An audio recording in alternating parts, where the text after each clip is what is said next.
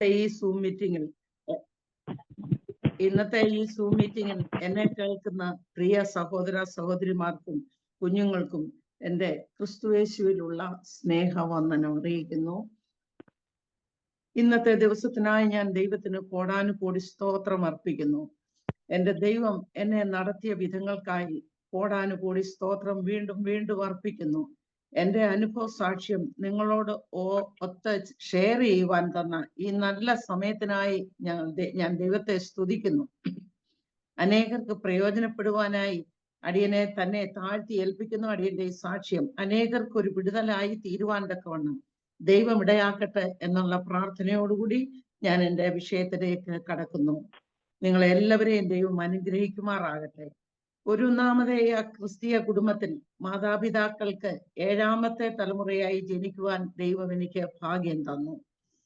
ഉത്തമഗീതം 6:9 പറയുന്നത് പോലെ തന്നെ പ്രസവിച്ചവൾക്ക് ഓമനയായി ജനിക്കുവാൻ ദൈവം ഭാഗ്യം തന്നു. പ്രത്യേകിച്ച് എൻ്റെ അപ്പച്ചനായിരുന്നു എന്നെ ഏറെ ഇഷ്ടം. അങ്ങനെ വീട്ടിലെ ഏറ്റവും ഇളയ മകളായി ഓമന എന്ന പേരോടുകൂടി എൻ്റെ ദൈവം എന്നെ അവിടെ വളർത്തി.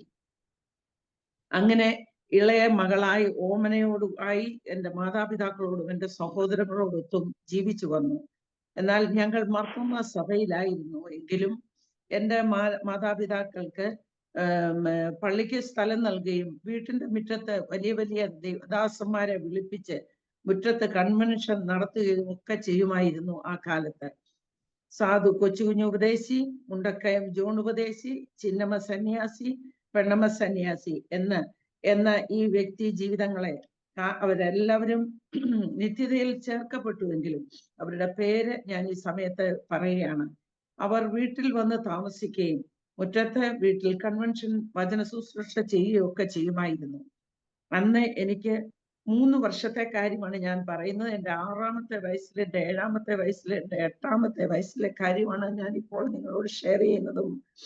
അത്രയും ആ പ്രായം മാത്രം ഉണ്ടായിരുന്ന സമയത്താണ് രാവിലെ ചർച്ചിലും രാത്രി യോഗങ്ങൾ ഞങ്ങളുടെ ഭവനാങ്കണത്തും ആയിരുന്നു. ഈ 3 വർഷങ്ങളിലും കൺവെൻഷൻ നടക്കുമ്പോൾ ആ വീട്ടിലെ ഏറ്റവും ഇളയ ആളെന്നുള്ള നിലയിൽ എൻ്റെ ജോലി എന്തായിരുന്നു എന്ന് ചോദിച്ചാൽ, ഈ ദൈവദാസന്മാർക്കും ദൈവദാസിമാർക്കും രാവിലെ ബ്രഷ് ചെയ്യാനുള്ള, അതായത് അന്നത്തെ കാലത്ത് ഉള്ള ഉമിക്കരിയും നാക്കുപടിക്കുവാനുള്ള ഈർക്കിലും കിണ്ടിയിൽ വെള്ളവും കൊണ്ടു കൊടുക്കുകയാണ്.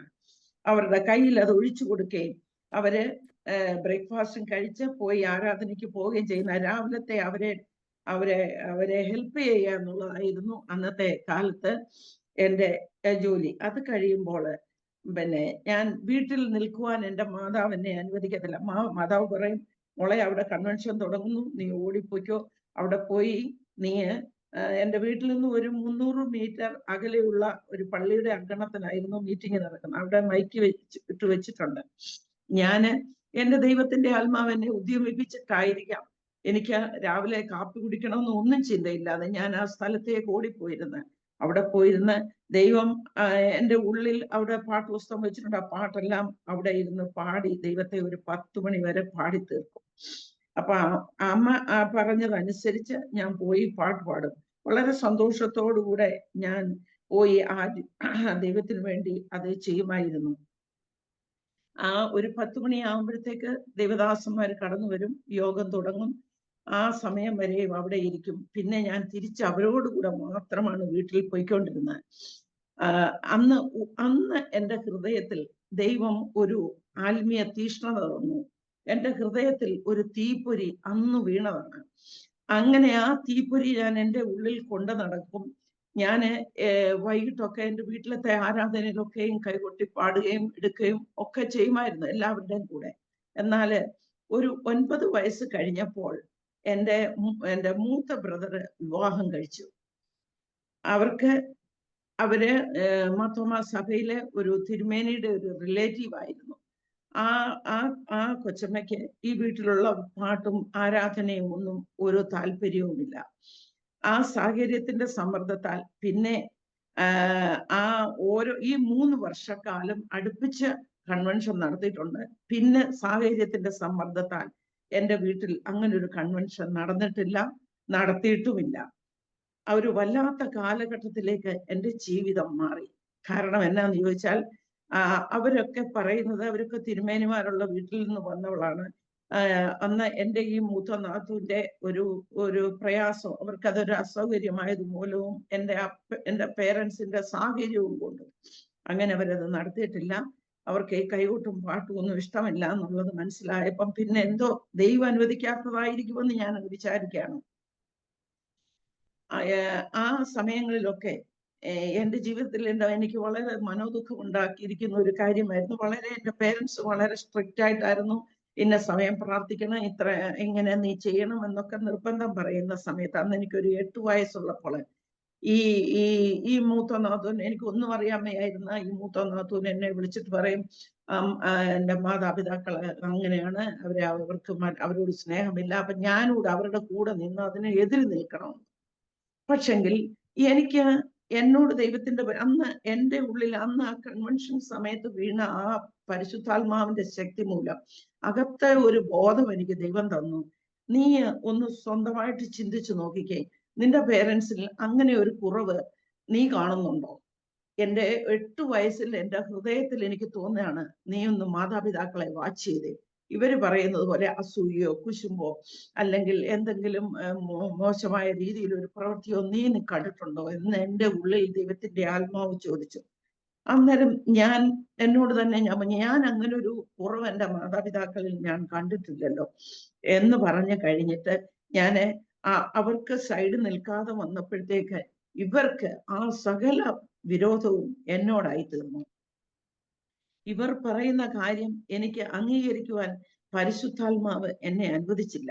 ഇവർ പറയുന്ന ഓരോ കാര്യങ്ങൾ നിന്റെ കണ്ണുകൊണ്ട് കണ്ടിട്ടില്ലാത്ത കാര്യത്തിന് മാതാപിതാക്കളോട് എതിർക്കരുതെന്ന് എൻ്റെ പരിശുദ്ധാത്മാവിനെ ഉപദേശിച്ചു. ഇല്ല, ഞാൻ അങ്ങനെ ചെയ്യയില്ല എന്ന് ഞാൻ എൻ്റെ ഹൃദയത്തിൽ ഒരു തീരുമാനവും എടുത്തു. അവര് പറയുന്നത് പോലെ ഞാൻ കേൾക്കാഞ്ഞത് മൂലം ജോസഫിന്റെ സഹോദരങ്ങൾക്ക് കണ്ണുകടി ഉണ്ടായതുപോലെ ഈ സിസ്റ്ററിലോയ്ക്ക് എന്നോട് വലിയ കലിയായി തീർന്നു. അങ്ങനെ അവർ എൻ്റെ അമ്മയുടെ സ്വസ്ഥത കെടുത്തി. എൻ്റെ സ്വസ്ഥത കെടുത്താൻ നോക്കിയ സമയത്ത് വീട്ടിൽ എപ്പോഴും പ്രയാസങ്ങൾ, അമ്മയെ അനുസരിക്കാതെ നിൽക്കുമ്പോൾ, ആ മൂത്ത നാത്തൂനെ അമ്മയെ അനുസരിക്കാതെ നിൽക്കുമ്പോൾ എൻ്റെ അമ്മയ്ക്ക് വളരെ ഭാരമായിരുന്നു അത്. അപ്പോൾ ഈ ഒരു സിറ്റുവേഷനിൽ ഞാനും കൂടെ അവിടെ നിന്നാൽ എന്തെങ്കിലും ഒരു പ്രയാസം ഉണ്ടാകുമെന്ന് കരുതി എൻ്റെ അമ്മയുടെ സിസ്റ്റർ വീട്ടിൽ വന്ന് എൻ്റെ അമ്മയോട് പറഞ്ഞു, ഇനി ഇവളെ ഇവിടെ നിർത്തണ്ട, ഞാൻ കൊണ്ടുപോയി പഠിപ്പിച്ചോളാം. അങ്ങനെ എൻ്റെ വീട്ടിൽ നിന്നും എന്നെ പറിച്ചു നട്ടു. 11ാമത്തെ വയസ്സിൽ ഞാൻ ആ ഭവനത്തിൽ നിന്നും ദൈവം എന്നെ പറിച്ചു നട്ടിട്ടില്ലായിരുന്നുവെങ്കിൽ ഞാൻ ഇന്ന് ഭൂമിയിൽ കാണുകയില്ലായിരുന്നു. കാരണം ഇവരെന്നെ ഇങ്ങനെ ഫോഴ്സ് ചെയ്യുമ്പം എനിക്കും ദേഷ്യം വരും. ഒന്നുകിൽ അവിടെ എന്തെങ്കിലും ഒരു വഴക്കുണ്ടാകുമോ, ഒന്നും ചെയ്യാൻ അനുവദിക്കാതെ എന്നെ എൻ്റെ ദൈവം ആ ഭവനത്തിൽ നിന്ന് മറ്റേ വീട്ടിലേക്ക് മാറ്റി. ഇല്ല എങ്കിൽ ഇന്ന് ഞാൻ എന്തെങ്കിലും കാരണത്താൽ ഈ ഭൂമിയിൽ നിന്ന് മാറ്റപ്പെട്ടേനെയും, ഇല്ലെങ്കിൽ ഞാൻ അവരെ എന്തെങ്കിലും നാശിപ്പിച്ചിട്ട് ഞാൻ എൻ്റെ ജീവിതം അതുപോലൊരു സിറ്റുവേഷനിലേക്ക് ദൈവം അങ്ങനെ വിട്ടു. എന്തുകൊണ്ട് അങ്ങനെ സംഭവിച്ചു എന്ന് എനിക്ക് ഇന്നും അറിയാൻ വയ്യാത്തൊരു ചോദ്യമാണ്. ഈ സിസ്റ്ററിലേക്ക് അപ്പനെയോ അമ്മയോ അവരുടെ സൈഡ് പിടിക്കാത്തവരെയോ ഇഷ്ടമാകാത്തത് കൊണ്ട് ആ കാലത്ത് ലോകപ്രകാരം ഒരു ഉദാഹരണം പറഞ്ഞാല്, ഒരു മണിപ്ലാന്റ് നമ്മൾ എടുത്ത് കൈകൊണ്ട് അതിന്റെ റൂട്ട് പറിച്ചിട്ട് അതിന്റെ കൈകൊണ്ട് എറിഞ്ഞിട്ട് നമ്മൾ ചുമ്മാ എറിഞ്ഞാൽ അത് വെള്ളത്തിൽ പോയി വീണാൽ അതവിടെ പൊട്ടിക്കിളിക്കും. ഇല്ല, ഭൂമിയിൽ വീണ് ചുമ്മാതെ വെള്ളമില്ലാത്തടത്ത് വീണാൽ അത് കരിഞ്ഞു പോകും.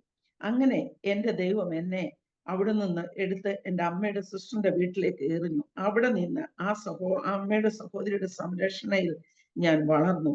ഞാൻ അവർക്ക് മകളെ പോലെയായി. എനിക്ക് വേണ്ടുന്ന ഗുണദോഷങ്ങളൊക്കെ തന്ന് എന്നെ നല്ല അഡ്വൈസ് തന്ന് എൻ്റെ അമ്മയുടെ സിസ്റ്ററാണ് വളർത്തിയത്. അവരുടെ പ്രാർത്ഥന, എൻ്റെ വീട്ടിലെ പ്രാർത്ഥന, എൻ്റെ മാതാപിതാക്കളുടെ പ്രാർത്ഥനയും എൻ്റെ അമ്മയുടെ സഹോദരിയുടെ പ്രാർത്ഥനയും എന്നെ വളരെ ദൈവത്തിലേക്ക് അടുപ്പിച്ചു. അങ്ങനെ എൻ്റെ 17ാമത്തെ വയസ്സിൽ അവരുടെ ആലോചന പ്രകാരം ഉള്ള ഒരു പയ്യനെ കണ്ടുപിടിച്ച് എൻ്റെ വിവാഹം എൻ്റെ മാതാപിതാക്കൾ നടത്തി. എൻ്റെ ജീവിതത്തിന്റെ ഒരു പുതിയ വഴിത്തിരവിൽ ദൈവം എന്നെ നടത്തി. അങ്ങനെ വർഷങ്ങളായി ഞങ്ങൾ അബുദാബിയുടെ പ്രദേശത്തായിരുന്നു. കല്യാണം കഴിഞ്ഞപ്പം തുടങ്ങി അബുദാബിയുടെ പ്രദേശത്തായിരുന്നു. അവിടെ നിന്ന് വർഷങ്ങൾ ഞങ്ങൾ അവിടെ ആയിരുന്നു. ഞങ്ങൾക്ക് 3 കുഞ്ഞുങ്ങളെ ദൈവം തന്നു. ആ സമയത്തൊക്കെയും അബുദാബി മർത്തോമ ചർച്ചിലെ മെമ്പേഴ്സ് ആയിരുന്നു. സത്യം എന്തെന്ന് അറിയാമെങ്കിലും പക്ഷേ സാഹചര്യത്തിന്റെ സമ്മർദ്ദത്തിലും എൻ്റെ വീട്ടുകാരെല്ലാം മർത്തോമയിലായിരുന്നു മൂലം എൻ്റെ അകക്കണ്ണ് ദൈവം തുറന്നത് 1987 എനിക്ക് എൻ്റെ ഉള്ളിൽ എനിക്ക് പെന്തക്കോസ്ത് എന്നുള്ള ഒരു ചിന്തയും സത്യത്തിലും ആത്മാവിലും ദൈവത്തെ ആരാധിച്ചാലേ നമ്മൾ നിത്യതയിൽ എത്തുകയുള്ളൂ എന്നുള്ള ഒരു ചിന്ത എൻ്റെ ഹൃദയത്തിൽ തന്നത്. ആ സമയത്തേക്ക് ഞങ്ങൾക്ക് 3 കുഞ്ഞുങ്ങളാണ്. മൂത്ത മകളുടെ വിവാഹപ്രായമെത്തിയപ്പോൾ ഞാൻ ആ സമയം മുതൽ ഞങ്ങൾ മർത്തോമയിലായിരുന്നുവെങ്കിലും ഞാനൊരു രഹസ്യ പെന്തക്കോസ്തുകാരിയായിരുന്നു. രഹസ്യമായി ഞാൻ ഈ വചനം കേൾക്കുകയും ഒക്കെ ചെയ്യുമായിരുന്നു. കാരണം എൻ്റെ ഹസ്ബൻഡിന്റെ വീട്ടുകാരൊക്കെയും അതുപോലെ നല്ല സ്ട്രോങ് ആയിട്ട് മർത്തോമായി നിൽക്കുന്നവരാണ്. എങ്കിലും എനിക്ക് അന്നൊരു ജോലി ഉണ്ടായിരുന്നത് മൂലം എൻ്റെ കോവർക്കേഴ്സ് ഒക്കെ പെന്തക്കോസ്റ്റിലുള്ളവരായിരുന്നു. അവരെന്നോട് സത്യവചനം പറഞ്ഞു തരികയൊക്കെ ചെയ്യുമായിരുന്നു. അന്ന് മുതൽ ഞാനൊരു രഹസ്യ പെന്തക്കോസ്തുകാരിയായിരുന്നു. അന്നേ ആശാരി ഉപദേശിയുടെയൊക്കെ പ്രസംഗങ്ങൾ കേൾക്കുകയും അങ്ങനെയൊക്കെ ഞാൻ സൈലന്റ് ആയിട്ട് എൻ്റെ ദൈവത്തിന് വേണ്ടി നിന്നു. അങ്ങനെ ഇരുന്നപ്പോൾ മൂത്ത മകളുടെ വിവാഹം വന്നു. അവരെ ദൈവം ആ മകളെ യാക്കോബയിലാണ് കെട്ടിച്ചത്. എന്നാൽ എനിക്ക് വന്ന ഒരു നല്ല കല്യാണം അങ്ങനെ നടത്തിക്കൊണ്ടിരുന്നപ്പോൾ എൻ്റെ കുഞ്ഞ് KMC മണിപ്പാലിലാണ് പഠിച്ചത്. അന്ന് അവൾ അവിടെ പഠിച്ചുകൊണ്ടിരുന്ന സമയത്ത് തന്നെ അവളുടെ ഹൃദയത്തിലും ദൈവം ഒരു തീപ്പൊരി ഇട്ടു, കർത്താവിന് വേണ്ടി നിൽക്കണമെന്നുള്ള ചിന്ത. അങ്ങനെ ഇവർക്ക് രണ്ടു പേർക്കും ഈ ഒരു ചെറിയതായിട്ടുള്ള ഒരു വിശ്വാസം ഉണ്ടായിരുന്നു. അങ്ങനെ ഇരുന്ന സമയത്ത് ലോകപ്രകാരമുള്ള ഒരു വിവാഹം നടന്നു. അതിന് ഞാൻ ദൈവാലോചന ചോദിച്ചിട്ട് തന്നെയായിരുന്നു ഈ കുഞ്ഞിന്റെ വിവാഹത്തിന് വേണ്ടി ഒരുങ്ങിയതും. അവൾക്ക് വേണ്ടി ഞങ്ങളുടെ മകൾക്ക് വേണ്ടി ഒരു ഹസ്ബൻഡിനെ തിരഞ്ഞെടുത്തതും. അങ്ങനെ ആയിരുന്ന സമയത്ത് ദൈവത്തിൽ ആശ്രയിച്ച് നിൽക്കുന്ന ഒരു പൈതലിനെ കണ്ടുപിടിച്ചു. അങ്ങനെ അവരുടെ വിവാഹം വളരെ നന്നായി നടത്തി. അങ്ങനെ ദൈവം അവരെ കണ്ടതുകൊണ്ട് അവരെ ഇങ്ങനെ മുന്നോട്ട് പഠിക്കണമെന്നൊക്കെ വിചാരിച്ചിരുന്ന സമയത്തൊക്കെയും ഈ മകൾക്ക് മുന്നോട്ട് പോയി പഠിക്കണം എന്നുണ്ടെങ്കിൽ അവൾക്ക് അവിടെ അബുദാബി വന്ന് ഒന്ന് പഠിക്കണമെന്നും അതുപോലെ തന്നെ ജോലി ചെയ്യണമെന്നും ആഗ്രഹം ഉണ്ടായി. അങ്ങനെ ഈ കുഞ്ഞുങ്ങളെ ഞങ്ങൾ അബുദാബിയുടെ പ്രദേശത്ത് കൊണ്ടുപോയി അവരെ ടെസ്റ്റ് എഴുതി. അബുദാബിയുടെ പ്രദേശത്തുള്ള ടെസ്റ്റ് എഴുതിയെങ്കിലേ അവർക്ക് പോകാനൊക്കത്തുള്ളൂ. എൻ്റെ ദൈവം ഈ കുഞ്ഞുങ്ങളെ കണ്ടത് കൊണ്ടായിരിക്കാം ഇവരെ എവിടെ പോയി ടെസ്റ്റ് എഴുതാലും ഇവരെ ദൈവം ബ്ലോക്ക് ചെയ്യും. മൂത്ത മകന് കേരള എൻട്രൻസിൽ നിന്ന് MBBS സീറ്റ് കിട്ടി പഠിച്ച് KMC മണിപ്പാലിൽ പോയി പഠിച്ച ഒരു പയ്യനാണ്. പക്ഷെങ്കിൽ അവിടെ വന്ന് ടെസ്റ്റ് എഴുതി കഴിയുമ്പോൾ അങ്ങ് ഫെയിലാകുക. അങ്ങനെ അവന്റെ ജീവിതത്തിൽ ദൈവം 14 തോൽവികളെ അവന്റെ മുന്നിൽ കൊടുത്തു. പ്രാക്ടിക്കല് മറ്റുള്ള പരീക്ഷയ്ക്കൊക്കെ തോൽവി അങ്ങോട്ട് ഇട്ട് കൊടുത്തു. മകളും അവിടെ നല്ലതായിട്ട് പഠിച്ച ഒരു കുഞ്ഞായിരുന്നു. കേൾക്കാൻ പറ്റുന്നുണ്ടോ? കേൾക്കാം പറഞ്ഞോ. അങ്ങനെ ദൈവം അവരെ പിടിച്ച ഒരു വിധമാണ് ഞാൻ പറയുന്നത്. അങ്ങനെ എൻ്റെ മകളും അവിടെ വന്ന് ടെസ്റ്റ് എഴുതി. പക്ഷെങ്കിൽ എല്ലായിടത്തും അങ്ങ് ഫെയിലായി. അപ്പോൾ എൻ്റെ മോനും പറഞ്ഞു, മമ്മി എന്താണ് എൻ്റെ ജീവിതത്തിൽ എനിക്ക് ഇങ്ങനെ സംഭവിക്കുന്നത്? അപ്പൊ എന്നോട് പറഞ്ഞു, മമ്മി ഞാൻ ഇനിയും മർത്തോമ ചർച്ചിലോട്ട് വരുന്നില്ല. ഞാൻ ഇനിയും അവിടെ നിന്ന് നാട്ടിൽ നിന്നൊക്കെ വേറെ ആൾക്കാർ വരുന്നുണ്ട്. PG വർഗീസ് ബ്രദർ വരുന്നുണ്ട്, വേറെ ദേവദാസന്മാർ വരുന്നുണ്ട്. ഞാൻ അവിടുത്തെ ആ മീറ്റിങ്ങിന് പോയി കേൾക്കാൻ പോവാണ് പറഞ്ഞു. അപ്പൊ എൻ്റെ ഹസ്ബൻഡ് പറഞ്ഞു, അവര് പോകുന്നെങ്കിൽ പോയിക്കോട്ടെ, നീ പോകണ്ട എന്ന് പറഞ്ഞു. അപ്പൊ ഞാൻ ചിലപ്പം ചില ദിവസങ്ങളിൽ ഞാൻ പോകും. ഹസ്ബൻഡിനോട് പെർമിഷൻ ചോദിച്ചിട്ട് ഞാനിവിടെ പോകും. ഇതിനെല്ലാത്തിനും എൻ്റെ ഹസ്ബൻഡ് എന്നെ കൊണ്ടുപോയി ഡ്രോപ്പ് ചെയ്യും, ഞങ്ങളെ കൊണ്ടുപോയി വിടും. പക്ഷേ എൻ്റെ ഹസ്ബൻഡ് വരത്തില്ലായിരുന്നു. അങ്ങനെ ഞങ്ങൾ കുറെ കാലം മുന്നോട്ട് പോയി. അപ്പോഴത്തേക്ക് ഈ മകന് ഒരു ജോലി അവിടെ ഹോസ്പിറ്റലിൽ പറഞ്ഞിരുന്നു. ഹോസ്പിറ്റലിൽ അവിടെ പോയി ആപ്ലിക്കേഷൻ കൊടുത്തു. അവിടെ എല്ലാ കാര്യങ്ങളും അവർ സൈൻ ചെയ്തിട്ട് പറഞ്ഞു, യൂണിഫോം ഡോക്ടേഴ്സിന് ഇടാനുള്ള യൂണിഫോം തയ്ക്കട്ടെ, ഒരാഴ്ച കഴിഞ്ഞിട്ട് നിങ്ങൾ വരാൻ പറഞ്ഞു. അങ്ങനെ ഒരാഴ്ച കഴിയുമ്പോൾ ഞങ്ങൾ അവിടെ ചെല്ലുമ്പോൾ അവർ പറയും, ഇല്ല 2 months കൂടെ കഴിഞ്ഞിട്ട് വാ എന്ന് പറയും. അങ്ങനെ ഈ കുഞ്ഞുങ്ങളുടെ കാര്യങ്ങളിലേക്ക് ഡിലേ വന്ന സമയത്ത് ഈ മകൻ അതായത് എൻ്റെ മകളുടെ ഹസ്ബൻഡ് ആണെങ്കിൽ ആണ് ഡോക്ടർ ആണ് ആ മകന് ബൈബിളുമായിക്കൊണ്ട് അവൻ ദൈവസന്നിധാനത്തിൽ ഇരിക്കാൻ തുടങ്ങി. അങ്ങനെ ആ ഇരിപ്പ്, ആ ജോലിക്ക് വേണ്ടി ദൈവം അവനെ 2 വർഷം ഇരുത്തി. ഈ 2 വർഷവും വേറെ എങ്ങും ജോലിക്ക് നോക്കാനൊക്കത്തില്ല എന്ന് പറഞ്ഞാൽ ഇതാകുമ്പോൾ നല്ല ഗവൺമെന്റിലെ ജോലിയാണല്ലോ എന്ന് കരുതി ഇങ്ങനെ വെയിറ്റ് ചെയ്തിരുന്നു. ഈ സമയം കൊണ്ട് ഈ കുഞ്ഞ് ഈ ബൈബിളിലെ കാര്യങ്ങൾ മുഴുവനും അവനങ്ങ് പഠിക്കുകയും ദൈവത്തോടങ്ങ് അടുക്കുകയും ഇവരെ ഒരു ബോൺ അഗൈൻ ചർച്ചിലേക്ക് മാറി ഇവരങ്ങ് മർത്തോമാ സഭ ഉപേക്ഷിച്ച് അവരെ ആ ചർച്ചിലെ ആരാധനയിലേക്ക് കയറിപ്പോവുകയും ചെയ്തു. അങ്ങനെ എനിക്കും ഇവരുടെ കൂടെ പോയിരുന്ന് ആരാധിച്ചും പ്രാർത്ഥിച്ചും എനിക്കും സത്യം ഇതാണെന്ന് മനസ്സിലായ സമയത്ത് എനിക്ക് വളരെ സന്തോഷമുണ്ടായി. കർത്താവെ, അങ്ങനെ ഒരു പല പല മീറ്റിങ്ങുകളിൽ പോയിട്ടാണ് ഞാൻ ഈ സത്യത്തിലും ആത്മാവിലും ആരാധിക്കുന്നതാണ് കറക്റ്റ് എന്നുള്ളത് എനിക്ക് മനസ്സിലായത്. അങ്ങനെ ഞാൻ പോയി വന്നിട്ട് എൻ്റെ ഹസ്ബൻഡിനോടും എൻ്റെ കുഞ്ഞുങ്ങളോടും, മറ്റേ 2 കൊച്ചു കുഞ്ഞുങ്ങളാണെന്ന് അവരോടും പറഞ്ഞു. അവർക്കും ഈ സത്യം മനസ്സിലായി. അവരും ആ വഴിയിലേക്ക് വരുവാനിടയായി. എന്നാൽ ഒരു കാരണവശാലും പള്ളി വിടരുത് എന്ന സ്വന്തക്കാരുടെ ഉപദേശം. മറ്റുള്ളവർ ഞങ്ങൾ ഈ പോകുന്നതിന് പോയി പ്രാർത്ഥിക്കുന്നുണ്ടെ അവരൊക്കെയും പറയും, ഇവൾക്ക് എന്തിന്റെ കുഴപ്പം കൊണ്ടാണ് ഇവള് മർത്തോമയിലെ പോയിട്ട് ഇവള് മറ്റുള്ളിടത്ത് മീറ്റിംഗ് വന്നത്. എന്നാൽ ആ സമയത്ത് ഞാൻ മർത്തോമ ചർച്ചിൽ പോവുകയും ചെയ്യുമായിരുന്നു. അങ്ങനെ ഞാൻ ഈ ആരാധനയ്ക്ക് പോയിക്കൊണ്ടിരുന്നു. ഈ സമയം കൊണ്ട് എൻ്റെ മൂത്ത മകള് എന്നോട് പറഞ്ഞു, മമ്മി, ഞാൻ ഇനിയും മർത്തോമ സഭയിലോട്ട് വരത്തില്ല, യാക്കോബ സഭയിലോട്ട് ഞാൻ വരത്തില്ല, ഞാൻ വേർപാടിലും വിശുദ്ധിയിലും ആരാധിക്കാൻ പോവുകയാണെന്ന് പറഞ്ഞു.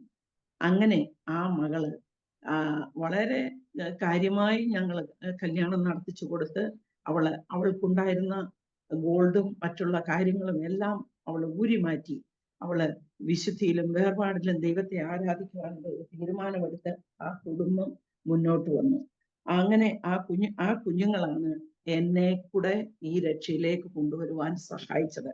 അവരുടെ പുറകെ എനിക്കും മനസ്സിലായി ഇതാണ് സത്യമെന്ന്. എന്നാൽ സ്നാനപ്പെടാൻ ഒരു സ്വാതന്ത്ര്യവും എനിക്കില്ലായിരുന്നു.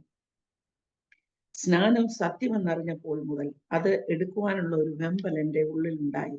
സഭ അറിയാതെ ഞങ്ങള് 8 ഫാമിലി, അതായത് 8 ലേഡീസ്, ഫാമിലിയിലെ ആ 8 ലേഡീസ് ഞങ്ങൾ അബുദാബിയുടെ പ്രദേശത്ത് ഒരു ലേഡീസ് പ്രെയർ തുടങ്ങി. അങ്ങനെ ലേഡീസ് പ്രെയർ തുടങ്ങിയപ്പോൾ രാവിലെ 10 മണിയാകുമ്പം തുടങ്ങും. ഞങ്ങൾ എല്ലാവരും ഏതെങ്കിലും ഒരു വീട്ടിൽ പോയിരുന്ന് ഞങ്ങൾ ആരാധിക്കും, ഞങ്ങൾ പാട്ട് പാടും, ഏതെങ്കിലും ഒരു ദൈവദാസനെ വിളിക്കും. അതിനൊക്കെ എല്ലാവരുടെയും ഹസ്ബൻഡ് സമ്മതിച്ച് ഞങ്ങളെ വിടും. പക്ഷെ പള്ളി വിടാൻ ആരുടെയും അനുവദിക്കത്തില്ലായിരുന്നു. എന്നാൽ ഒന്ന് പറയട്ടെ, നമ്മളെ വിളിച്ച ദൈവം സത്യദൈവമാകിയാല് ഇന്ന് ആ 8 കുടുംബവും വേർപെട്ട് ദൈവത്തെ ആരാധിക്കുന്ന കുടുംബമാക്കി ദൈവം തീർത്തു എന്നുള്ള വലിയൊരു സാക്ഷ്യമാണ് എൻ്റെ ജീവിതത്തിൽ നിങ്ങളോടൊക്കെ എനിക്ക് ഷെയർ ചെയ്യുവാനുള്ളത്. ദൈവദാസന്മാരും കടന്നു വന്ന് സത്യം പ്രസംഗിച്ചു. ക്രമേണ എല്ലാവരും രക്ഷയിലായി. എന്നാൽ ലാസ്റ്റിൽ എൻ്റെ സ്നാനമായ സമയം എത്തിയപ്പോൾ എൻ്റെ ഹസ്ബൻഡ് സമ്മതിച്ചില്ല. ഹസ്ബൻഡ് പറഞ്ഞു, അത് വേണ്ട, ഇവിടെ നിന്നാലും നമ്മൾ സ്വർഗത്തിൽ പോകും എന്നൊക്കെ പറഞ്ഞു. അപ്പോൾ ഒരു ദിവസം എൻ്റെ ഈ ബുദ്ധിമുട്ട് എനിക്ക് വളരെ ഭാരമായിരുന്നു. ആ സമയത്ത് എനിക്ക് സ്നാനപ്പെടണം. ഇങ്ങനെ ഞാൻ ആഗ്രഹിച്ചുകൊണ്ടിരിക്കുമ്പോൾ എൻ്റെ സണ്ണിലോ ഇവിടെ വന്ന സമയത്ത് ആ മോൻ്റെ കൂടെ ഞങ്ങൾ ഇവിടെ അടുത്തൊരു TPM എന്ന് പറയുന്ന ഒരു ധർമ്മഗിരിയൊക്കെ അടുത്തുള്ള TPM ഹോളുണ്ട്. അവിടെ ചെന്ന് ഇവരുടെ റിലേറ്റീവിനെ കാണാൻ ചെന്ന സമയത്ത് അവിടെ വെച്ച് ഞാൻ ഒരു കൊച്ചമ്മയെ കണ്ടു. എന്നോട് ചോദിച്ചു, മോളെ നീ എവിടെയാണ്? ഞാൻ പറഞ്ഞു, ഞാൻ പുല്ലാട്ടാ. അന്നേരം പറഞ്ഞു, ഏത് വീടാന്ന് ചോദിച്ചു. ഞാൻ വീട് പറഞ്ഞു കൊടുത്തു. ഒരു ദിവസം ഞാൻ ഇങ്ങനെ വിഷമിച്ചിരിക്കുന്ന സമയത്ത്, എനിക്കിവിടെ പറ്റുന്നില്ലല്ലോ സ്നാനപ്പെടാനെന്ന് ഇങ്ങനെ വിഷമിച്ചിരുന്ന സമയത്ത് ഞാൻ നോക്കിയപ്പോൾ ഒരു വെള്ള സാരി ഉടുത്തോണ്ട് തന്നെത്താനെ ഒരു പ്രായമായ ഒരു ആൻറ്റി, മുടിയൊക്കെ നരച്ചാണ് ആൻറ്റി കയറി വരുന്നുണ്ട് വീട്ടിലോട്ട്. പിന്നെ ഞാൻ ചോദിച്ചു, അമ്മമ്മയെ എനിക്ക് മനസ്സിലായില്ലല്ലോ, അമ്മമ്മ ആരാണെന്ന്. ഉടനെ എന്നോട് പറഞ്ഞു, നീയല്ലേ മോളെ കഴിഞ്ഞ ആഴ്ച ഇവിടെ എന്നെ അവിടെ കാണാൻ TPM വന്നിരുന്നത്? ഞാൻ പറഞ്ഞു, ആണ്. എന്നാൽ എനിക്ക് നിന്നോട് വന്ന് ചില കാര്യങ്ങൾ പറയുവാൻ ആഗ്രഹമുണ്ട്. നീ നീ സ്നാനപ്പെടാൻ തീരുമാനിച്ചിട്ടുണ്ടെങ്കിൽ അതിന് യാതൊരു മുടക്കവും വരാതെ നീ അതങ്ങ് ചെയ്തോണം. ഇല്ല എങ്കിൽ പിശാച് കയറി തടഞ്ഞു കഴിഞ്ഞാൽ അത് ചെയ്യുവാൻ സാധിക്കുകയില്ല. അതിന് എൻ്റെ ഒരു ഉദാഹരണം നിന്നോട് പറയുവാൻ തക്കവണ്ണം ആണ് എന്നെ ദൈവം ഇവിടെ അയച്ചത്. അപ്പൊ ഞാൻ പറഞ്ഞു, കൊച്ചമ്മ കയറി ഇരുന്നാട്ട് എന്ന് പറഞ്ഞ് ഞങ്ങളുടെ വീട്ടിലേക്ക് വിളിച്ചെത്തി. അപ്പോൾ എന്നോട് പറഞ്ഞു, മോളെ, ഞാന് ഫാമിലിയായിട്ട് സിംഗപ്പൂരിലായിരുന്നു. സിംഗപ്പൂരിലെ മർത്തോമാ സഭയിലെ സിഡിയ സംഘത്തിന്റെ സെക്രട്ടറി, അങ്ങനെ ചർച്ചിലെ എല്ലാ ആക്ടിവിറ്റീസിലും പോയിക്കൊണ്ടിരുന്ന ഒരാളാണ്. എന്നാൽ എൻ്റെ മൂത്ത മകള്, അവർക്കും അവരുടെ മൂത്ത മകളാണ് ആദ്യമേ ഇറങ്ങി. ആ മൂത്ത മകൾ മുഖാന്തരം ഞാൻ ഈ രക്ഷയിലേക്ക് വന്നു. അങ്ങനെ ആണ് ഞാൻ വന്നത്. നിനക്ക് സ്നാനപ്പെടണം താല്പര്യമുണ്ടോ എന്ന് ചോദിച്ചു. ഞാൻ പറഞ്ഞു ഉണ്ടെന്ന് പറഞ്ഞു. എന്നാൽ പറ്റുന്നില്ല. മാമ എന്നോട് പറഞ്ഞു, മോളെ, സ്നാനം എടുക്കണമെന്ന് തോന്നുമ്പോൾ തന്നെ നീ ഏതെങ്കിലും രീതിയിൽ അത് എടുത്തുകൊള്ളണം, ഇല്ലെങ്കിൽ ശത്രു തടയുമെന്ന് പറഞ്ഞ ആ ആന്റിയുടെ സ്നാനത്തിന്റെ സത്യം എന്നോട് പറഞ്ഞു. അവർ സ്നാനപ്പെട്ട് കഴിഞ്ഞിട്ട് ഇവർ അവരുടെ ഹസ്ബൻഡിനോട് പറഞ്ഞു ഇത് സ്നാനം സത്യമാണെന്ന്. അങ്ങനെ അവരെ അങ്ങനെ ആന്റിയുടെ പ്രേരണയിൽ ആ അച്ചായൻ സ്നാനം എടുക്കുവാൻ സമ്മതിച്ചു. സിംഗപ്പൂർ വെച്ച് അവരന്ന് സിംഗപ്പൂരിലായിരുന്നു.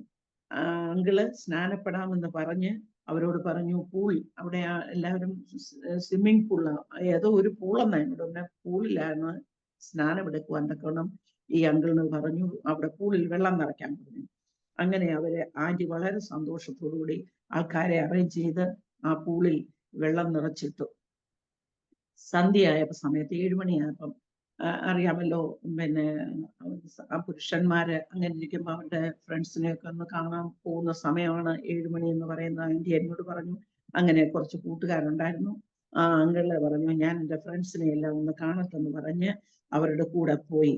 അപ്പോൾ അവരെല്ലാരും കൂടെ ഈ അങ്കിളിനെ അങ്ങ് കളിയാക്കി, ഭാര്യയുടെ വാക്ക് കേട്ട് സ്നാനപ്പെടാൻ പോവുകയാണ്, മണ്ടത്തരം നീ ചെയ്യുന്നു, നീ മൊത്തമായി നിന്നിട്ട് നിനക്ക് എന്താണ് ഇത്ര നാളും കുഴപ്പം വന്നത്, അങ്ങനെ നീ അവളുടെ വാക്ക് കേട്ട് ഒന്നും നീ സ്നാനപ്പെടേണ്ട കാര്യമില്ല എന്ന് പറഞ്ഞു കളിയാക്കി.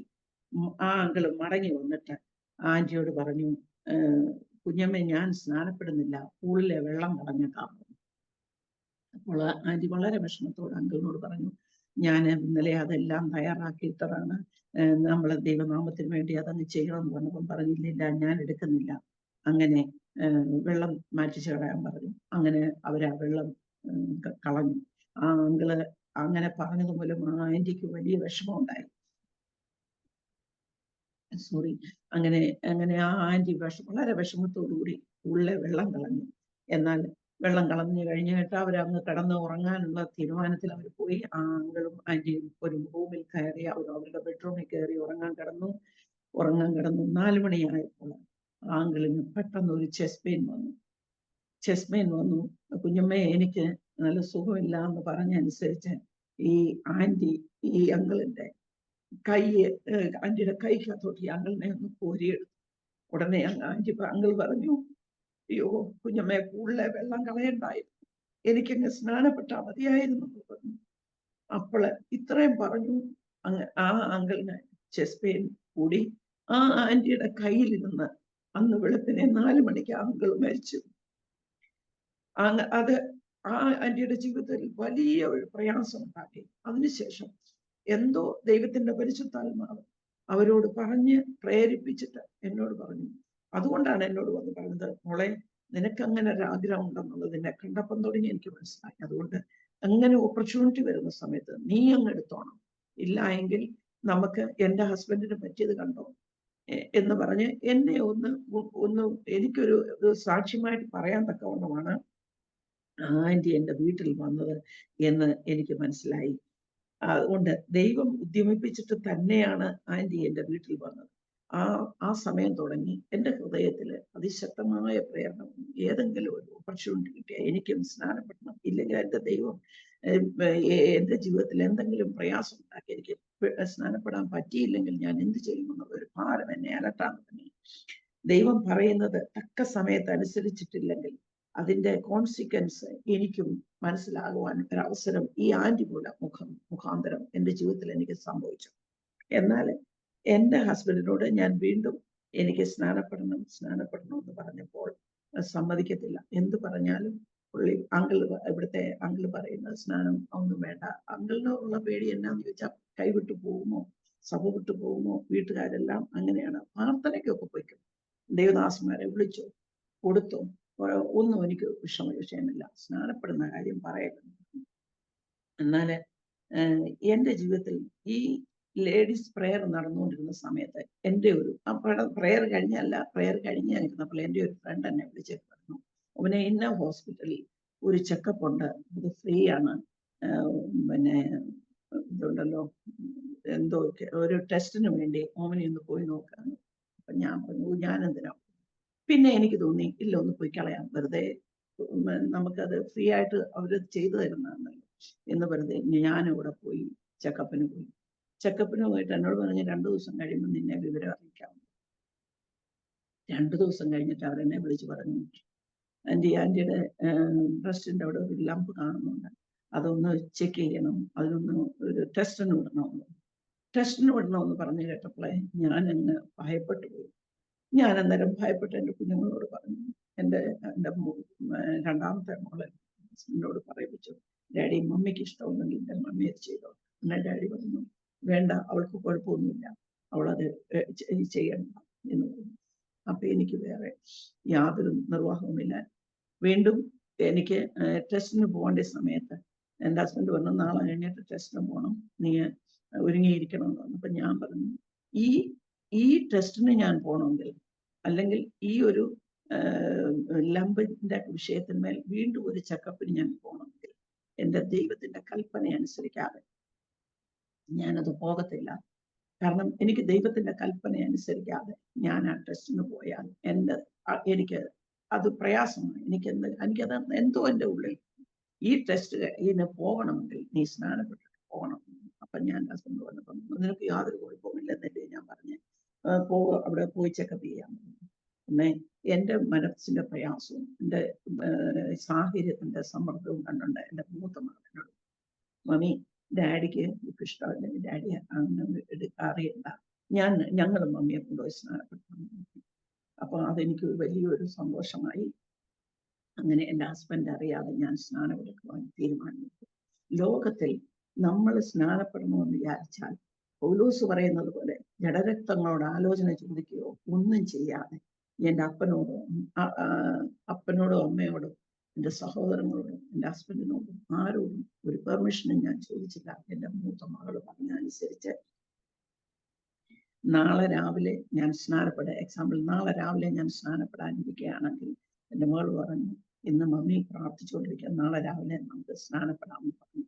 അപ്പൊ എനിക്ക് വളരെ ക്ലോസ് ആയിട്ടുള്ള ഒരു ഫ്രണ്ട് ഉണ്ടായിരുന്നു, അവൾ പാകിസ്ഥാനിൽ നിന്നുണ്ടാകുന്ന വളരെ ക്രിസ്തുവിന് വേണ്ടി നിൽക്കുന്ന ഒരു എന്നെക്കാളും പ്രായം കുറഞ്ഞ ഒരു ഒണിമ എന്ന് പറയുന്ന ഒരു സിസ്റ്ററാണ്.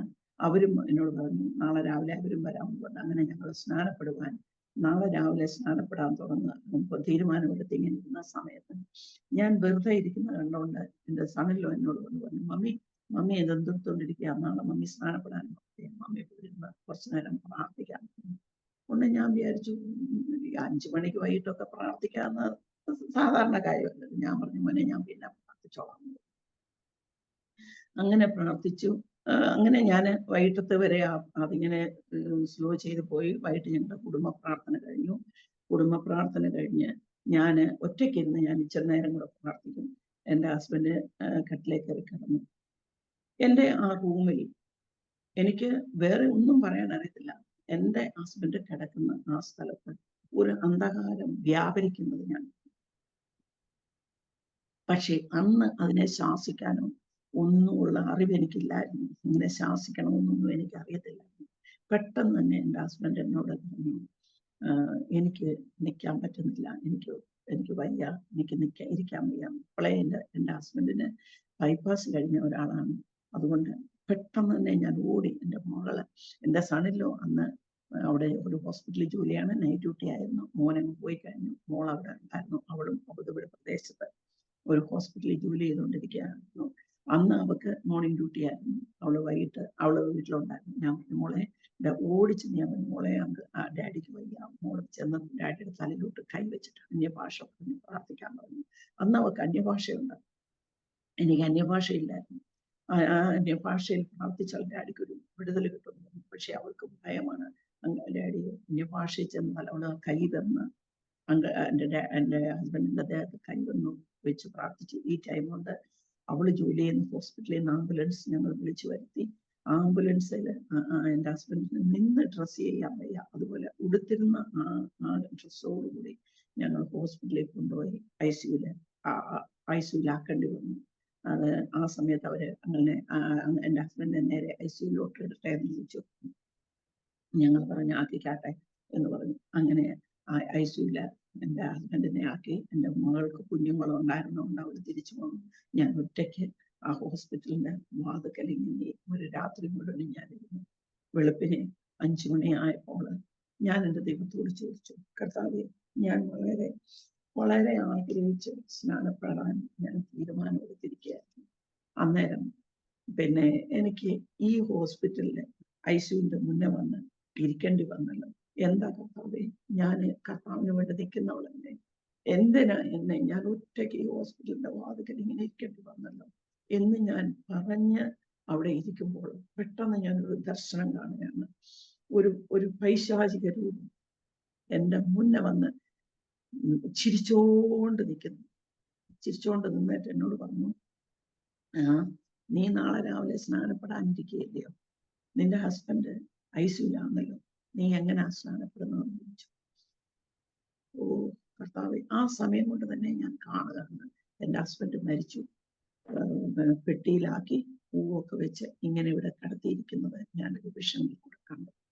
എന്തുകൊണ്ടോ ഞാൻ മുമ്പേ പറഞ്ഞതുപോലെ എൻ്റെ ഉള്ളിൽ അന്ന് ആ ചെറുപ്പകാലത്ത് വീണ ആ പരിശുദ്ധാത്മാവ്, ആ തീ എൻ്റെ ഉള്ളിൽ അന്ന് ആളിക്കത്തി.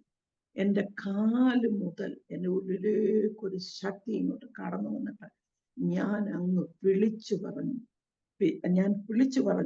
പിന്നെ ആ പിശാചിനോട് ഞാൻ വിളിച്ചു പറഞ്ഞു, പിശാചേ, നീ എന്നെ ഓർത്തിച്ചിരിക്കണ്ട. നാളെ രാവിലെ ഇങ്ങനെയായിരുന്നു ഞാൻ പറഞ്ഞത്, ദുഷ്ടപിശാചേ, നീ എന്നെ ഓർത്തിച്ചിരിക്കണ്ട.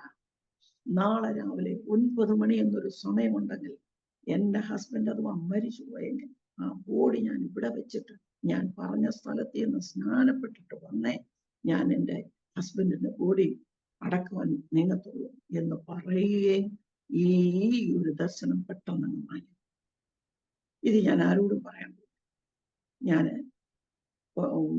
ഹോസ്പിറ്റലിൽ നിന്ന് രാവിലെ ഹസ്ബൻഡിനെ പോയി കണ്ടിട്ട് ഞാൻ സൈലന്റ് ആയിട്ട് വീട്ടിൽ പോയി. വീട്ടിൽ ചെന്നപ്പോഴത്തേക്ക് ഈ ഓൺമ സിസ്റ്ററിന്റെ വീട്ടിൽ വന്ന് സ്നാനത്തിന് പോകാനെല്ലാം തയ്യാറായി. 2 ദേവദാസന്മാരെ എവിടുന്നോ വന്നു. അവരെയും കൂട്ടി അബുദാബിയുടെ ദേശത്ത് എൻ്റെ മകളും എൻ്റെ മരുമകനും കൂടി എന്നെ കടലിൽ കൊണ്ടുപോയി സ്നാനപ്പെടുത്തി. അങ്ങനെ സ്നാനപ്പെട്ടിട്ട് ഞങ്ങൾ വീട്ടിൽ വന്നു. വീട്ടിൽ വന്നപ്പോൾ ഈ പാകിസ്ഥാനി സിസ്റ്റർ അവിടെ ഞങ്ങൾക്ക് വേണ്ടി കർത്തൃമേശ ദേവദാസനുമായിട്ട് ഒരുക്കി വെച്ചിട്ടുണ്ടായിരുന്നു. കർത്തൃമേശയും ഞാൻ അതിനും കൂടിയിട്ട് നേരെ ഇനി അടുത്ത വിസിറ്റിംഗ് ടൈം 1 മണിക്കേ ഉള്ളൂ. ആ ടൈമിലേക്ക് പോകാൻ തക്കവണ്ണം നനഞ്ഞ ഡ്രസ്സും ഞാൻ മാറ്റിയിട്ട് ഞാൻ വീണ്ടും വീട്ടിൽ വന്ന് എല്ലാ കാര്യങ്ങളും ചെയ്ത് ഡ്രസ്സ് മാറി ഞാൻ ഹോസ്പിറ്റലിൽ പോയി. പിന്നെ അങ്ങനെ ഹോസ്പിറ്റലിൽ ചെന്നപ്പോൾ ഞാൻ അങ്ങോട്ട് ഐസിയുലോട്ട് കയറി ചെല്ലുകയും അവിടെ ഉണ്ടായിരുന്ന ഐസിയുലെ ഡോക്ടർ എന്നെ കണ്ടു. ഉടനെ ആ ഡോക്ടർ എന്നോട് പറഞ്ഞു, നീ വന്നോ, എന്നോട് പറഞ്ഞു ഐസിയുവിൽ കയറി. ഡോക്ടർ പറഞ്ഞു ഐസിയുവിൽ കയറി എൻ്റെ ഹസ്ബൻഡിനെ കാണാൻ പറഞ്ഞു. അങ്ങനെ ഞാൻ അങ്ങോട്ട് ചെല്ലുകയും ഡോക്ടർ എന്നോട് പറഞ്ഞു, പറഞ്ഞ വാക്കിതാണ്, നിങ്ങളുടെ ഹസ്ബൻഡിന് ഇപ്പൊ യാതൊരു കുഴപ്പമില്ല, നേരെ ഐസിയുവിൽ പോയി കണ്ടോ, your husband is perfectly all right now, take him, I'm going to discharge him. ഓ, ഞാൻ അവിടെ നിന്ന് ദൈവത്തെ സ്തുതിച്ചു. ദൈവത്തിനെ ഞാൻ കോടാനുകൂടി സ്തോത്രം അർപ്പിച്ചു. ഞാൻ എൻ്റെ ദൈവത്തിന്റെ കൽപ്പന അനുസരിച്ചപ്പോൾ എൻ്റെ ഹസ്ബൻഡിനെ മരണത്തിൽ വെച്ച് എൻ്റെ ദൈവം അവിടെ എനിക്ക് തന്നു. ഞാൻ എൻ്റെ ഹസ്ബൻഡിനെ കൂട്ടിക്കൊണ്ട് ഞാൻ വീട്ടിൽ. ഈ സാഹചര്യം എങ്ങനെയാണെന്ന് ചോദിച്ചാൽ, എൻ്റെ ഹസ്ബൻഡ് ഡ്യൂട്ടിക്ക് പോകുമ്പോൾ ഇടയ്ക്കൊക്കെ എന്തെങ്കിലും സാധനമൊക്കെ ഉണ്ടെങ്കിൽ ചിലപ്പോൾ പുറത്തോട്ടിറങ്ങാനെന്ന് വീട്ടിൽ നിന്ന് വന്ന് ഒരു ഗ്ലാസ് ചായ കുടിച്ചു. അങ്ങനെ ചായ കുടിക്കാൻ വരുന്ന സമയത്ത് പോലും ഞാനവിടെ ഇല്ല എങ്കിൽ, മീറ്റിങ്ങിന് പോകണേ പറഞ്ഞിട്ട് ഇല്ല എങ്കിൽ അങ്ങളെ എന്ത് തെറ്റിദ്ധരിക്കുമെന്ന് കരുതി ആ ടൈമിൽ എന്തോ എൻ്റെ ദൈവത്തിന്റെ ഒരു പദ്ധതിയായിരുന്നു എൻ്റെ ഹസ്ബൻഡിനെ ICUവിൽ ആക്കിയിട്ടാണ് എന്നെ ദൈവം സ്നാനപ്പെടുത്തിയത്. കാരണം എന്താന്ന് ചോദിച്ചാല് ഇടയ്ക്ക് ഒരു ഡിസ്റ്റർബൻസ് വരുവാൻ ദൈവത്തിന്റെ ഇഷ്ടമില്ലായിരുന്നു. അതുകൊണ്ട് എന്നെ കേൾക്കുന്ന പ്രിയ സഹോദരി സഹോദരന്മാരോട് എനിക്കൊരു അപേക്ഷയുണ്ട്. നിങ്ങളുടെ ഭർത്താവിന് കർത്താവിന്റെ കൽപ്പന അനുസരിക്കണമെന്ന് താല്പര്യമുണ്ടെങ്കിൽ യാതൊരു മടിയും പറയാതെ ദൈവത്തെ ഓർത്ത് നിങ്ങളത് അംഗീകരിച്ചു കൊടുക്കണം. അതുപോലെ തന്നെ സഹോദരന്മാരോട് എനിക്ക് പറയാനുള്ളത്, നിങ്ങളുടെ ഭാര്യമാർക്ക് അല്ലെങ്കിൽ ഇത് കേട്ടുകൊണ്ടിരിക്കുന്ന ആർക്കെങ്കിലും സ്നാനമെടുക്കണമെന്ന്, കർത്താവിന്റെ കൽപ്പന അനുസരിക്കണം, സത്യത്തിലും ആത്മാവിനും കർത്താവിനെ ആരാധിക്കണമെന്നും താല്പര്യമുണ്ടെങ്കിൽ അവർക്ക് ഒരിക്കലും ഒരു വിലങ്ങുതടിയായി നമ്മൾ നിൽക്കരുത്. ദൈവത്തിനറിയാം എന്ത് ചെയ്തിട്ട് എങ്ങനെ ചെയ്തിട്ട് അവരെ കൊണ്ടത് ചെയ്യിക്കണമെന്നുള്ളത് ദൈവത്തിനറിയാം. അതുകൊണ്ട് നമ്മൾ കർത്താവിന്റെ കൽപ്പന പറഞ്ഞ കൽപ്പന നമ്മൾ അനുസരിക്കണം. കർത്താവിന് വേണ്ടി ജീവിക്കണം. എന്നാലേ നമ്മൾ നിത്യതയിൽ പോകത്തുള്ളൂ. കർത്താവിന്റെ കൽപ്പന അനുസരിച്ചതുകൊണ്ട് മാത്രം നമ്മൾ പോകത്തില്ല. നമ്മളെ ജീവിതം കൂടെ നമ്മൾ വിശുദ്ധമായി കാത്തു സൂക്ഷിക്കണം. അതും ഞാൻ എല്ലാവരോടും പറയണം. അങ്ങനെ എൻ്റെ ഹസ്ബൻഡ് വീട്ടിൽ വന്നു. പിറ്റേ ദിവസം തൊട്ട് ജോലിക്ക് പോയി തുടങ്ങി. ദൈവത്തിന്റെ കൃപയാല് അത് കഴിഞ്ഞിട്ട് എൻ്റെ രണ്ടാമത്തെ മകളും എൻ്റെ ഇളയ മകനും അബുദാബിയുടെ പ്രദേശത്ത് സ്നാനപ്പെട്ടു. പിന്നെ ഞങ്ങളുടെ മകന് സ്നാനപ്പെട്ട് കഴിഞ്ഞിട്ടാണ് എൻ്റെ ഹസ്ബൻഡ് ഈ സത്യം മനസ്സിലാക്കി സ്നാനപ്പെടുവാൻ തീരുമാനമെടുത്തു. വർഷങ്ങൾ ഞങ്ങൾ പ്രാർത്ഥിച്ചു. ദൈവത്തിന്റെ കൃപയാൽ 2006 എൻ്റെ ഹസ്ബൻഡ് അബുദാബി പ്രദേശത്ത് ഒരു മീറ്റിങ്ങിൽ ആരും ഫോഴ്സ് ചെയ്യാതെ, പിന്നെ ഞങ്ങളിത് പറഞ്ഞിട്ടുണ്ട്, പിന്നെ ഞങ്ങൾ ഫോഴ്സ് ചെയ്യാൻ പോയിട്ടില്ല. 2006 എൻ്റെ ഹസ്ബൻഡ് ആ മീറ്റിങ്ങിൽ 2 കൈയും ഉയർത്തി എഴുന്നേറ്റ് സ്നാനം സത്യമാണെന്ന് ഞാൻ മനസ്സിലാക്കുന്നു, ഞാൻ സ്നാനപ്പെടാൻ പോവുകയാണെന്ന് പറഞ്ഞ് എൻ്റെ ഹസ്ബൻഡ് സ്നാനപ്പെട്ടു. അത് കഴിഞ്ഞിട്ട് ഞങ്ങള് നാട്ടിലേക്ക് തിരിച്ചു വന്ന് ഞങ്ങൾ ഇപ്പോൾ ഇവിടെ ആയിരിക്കുന്നു. പിന്നെ അതുപോലെ തന്നെ ഇവിടെ വന്നു കഴിഞ്ഞിട്ട് ഞങ്ങളൊരു ചർച്ച് തുടങ്ങി. ഇൻഡിപെൻഡന്റ് ചർച്ചായിരുന്നു. ആ ചർച്ചിലെ ഒരു മീറ്റിങ്ങിൽ എൻ്റെ ഹസ്ബൻഡിനെ വീണ്ടും തിരിച്ചു വിളിച്ച് ഇവിടെ പ്രദേശത്ത് ജോലിക്ക് കൊണ്ടുപോവുകയും ഞങ്ങൾ അവിടെ ആയിരുന്നു. 2013 ഞങ്ങൾ തിരിച്ച് അബുദാബിയുടെ പ്രദേശത്ത് ഇവിടെ വന്നത്. എന്നാൽ ഈ ദൈവം, നമ്മൾ ക്രിസ്തുവിന് വേണ്ടി നിന്നാൽ നമ്മുടെ ഭവനത്തിലുള്ള ഒരുത്തരെ പോലും ദൈവം കൈവിടത്തില്ല. എൻ്റെ കുഞ്ഞുങ്ങളെല്ലാം സ്നാനപ്പെട്ട് കഴിഞ്ഞിട്ട് എൻ്റെ ഹസ്ബൻഡും സ്നാനപ്പെട്ടു. അങ്ങനെ ഞങ്ങൾ എല്ലാവരും കർത്താവിന് വേണ്ടി നിൽക്കുന്ന ഒരു കുടുംബമായ ദൈവം ഞങ്ങളെ തീർത്തു. ഒറ്റ കുളമ്പ് പോലും ശേഷിക്കാൻ കൃപയാൽ ദൈവം ഞങ്ങളെ പുറത്തു കൊണ്ടുവന്നു. അത് സാക്ഷ്യമായി പറഞ്ഞ് ഇതൊക്കെ നടക്കണമെങ്കിൽ നമ്മൾ ഇതുപോലെ പുറകിൽ നിന്ന് പ്രാർത്ഥിക്കുന്നവരായിരിക്കണം. പല ദൈവദാസന്മാരും കടന്നു വന്നപ്പോൾ എന്നോട് പറഞ്ഞു, അങ്ങൾ ഒത്തിരി സ്റ്റബേണായിട്ട് നിൽക്കുകയാണ്, അങ്ങളിന്ന് സന്ദർശനം ഉണ്ടാവും. അപ്പോഴൊക്കെ ഞാൻ എൻ്റെ വീട്ടിൽ എൻ്റെ ആ മുറിയിൽ സാഷ്ടാംഗം എൻ്റെ ദൈവത്തോട് പറഞ്ഞു, കർത്താവേ, നീ അങ്കിളിന് ഒരു മാനസാന്തരം കൊടുക്കണം, കിടത്തി ഒന്നും ബെഡിലായി പോവാൻ ദൈവം അനുവദിക്കരുതേ എന്ന് ഞാനും എൻ്റെ ഈ 8 കുടുംബങ്ങൾ ഞങ്ങൾ പ്രാർത്ഥിക്കുമായിരുന്നു. ഞങ്ങൾ എഴുതി വെച്ചിട്ട് ഞങ്ങൾ കൈവച്ച് പ്രാർത്ഥിക്കും, ദൈവമേ എൻ്റെ ഹസ്ബൻഡിന് ഇത് സത്യം മനസ്സിലാക്കി കൊടുക്കണമേ എന്ന്. അങ്ങനെ ആ പ്രാർത്ഥനയുടെ ഫലമായിട്ടാണ് ദൈവം ഞങ്ങളെ സഹായിച്ചത്. അതുകൊണ്ട് നിങ്ങളും അനേകർക്ക് വേണ്ടി പ്രാർത്ഥിച്ചുകൊണ്ടിരിക്കുന്ന വ്യക്തിയാണെങ്കിൽ ആ പ്രാർത്ഥന നിങ്ങൾ നിർത്തരുത്. ദൈവത്തോട് നിരന്തരമായി അപേക്ഷിച്ചുകൊണ്ടിരിക്കണം. അതുകൊണ്ട് ഇന്ന് ഞങ്ങൾ എല്ലാവരും ക്രിസ്തുവിനോട് ചേർന്ന് നിന്ന് കർത്താവിന് വേണ്ടി നിൽക്കുന്നു. മക്കളൊക്കെ ആയിരിക്കുന്ന സ്ഥലത്ത് അവരും ദൈവത്തിന് വേണ്ടി വളരെ പ്രയോജനപ്പെട്ട് നിൽക്കുന്നു. നമ്മുടെ ഹൃദയത്തിൽ ദൈവം ഒരു തീപ്പരി തന്നിട്ടുണ്ടെങ്കിൽ, ഒരു ചെറിയ പരിശുദ്ധാത്മാവിന്റെ അഭിഷേകം തന്നിട്ടുണ്ടെങ്കിൽ, അതിനെ ഡെവലപ്പ് ചെയ്ത് കൊണ്ടുവരുവാൻ തക്കവണ്ണം ദൈവം സഹായിക്കും. അങ്ങനെ ഇന്ന് വേർപാടിലും വിശുദ്ധിയിലും ദൈവത്തെ ആരാധിക്കുവാൻ തക്കവണ്ണം ഞങ്ങളെ ദൈവം ഒരുക്കി. ഈ സുവിശേഷം പറയുവാനുള്ള ആഗ്രഹം ഈ സാക്ഷ്യം നമ്മൾ മറ്റുള്ളവരോട് പറയുമ്പോൾ ഒരാളെങ്കിലും ഇതിന് അവർക്കത് പ്രയോജനമാകുകയാണെങ്കിൽ നമ്മുടെ ജീവിതത്തിൽ വലിയൊരു വലിയൊരു പ്രതിഫലം ദൈവം നമുക്ക് തരും. പലരെയും നീതിയിലേക്ക് തിരിക്കുന്നവർ ആകാശമണ്ഡലത്തിലെ നക്ഷത്രങ്ങളെ പോലെ ശോഭിക്കുമെന്ന് എഴുതിയിട്ടുണ്ടല്ലോ. നമ്മുടെ ജീവിതത്തിൽ നമുക്ക് കിട്ടുന്ന ഈ സുവർണാവസരം ക്രിസ്തുവിന്റെ ദാനം, അതിനെ ആരും പാഴാക്കി കളയരുത്. എൻ്റെ ഇന്നത്തെ ഈ സാക്ഷ്യം മൂലം ആരെങ്കിലും തീരുമാനമെടുക്കുന്നവര്, ആരെങ്കിലും വിലക്കുന്നവരുണ്ടെങ്കിൽ അവർക്കിത് വലിയൊരു കണ്ണു തുറക്കുന്ന ദിവസമായി തീരട്ടെ എന്ന് ഞാൻ പ്രാർത്ഥിക്കുന്നു.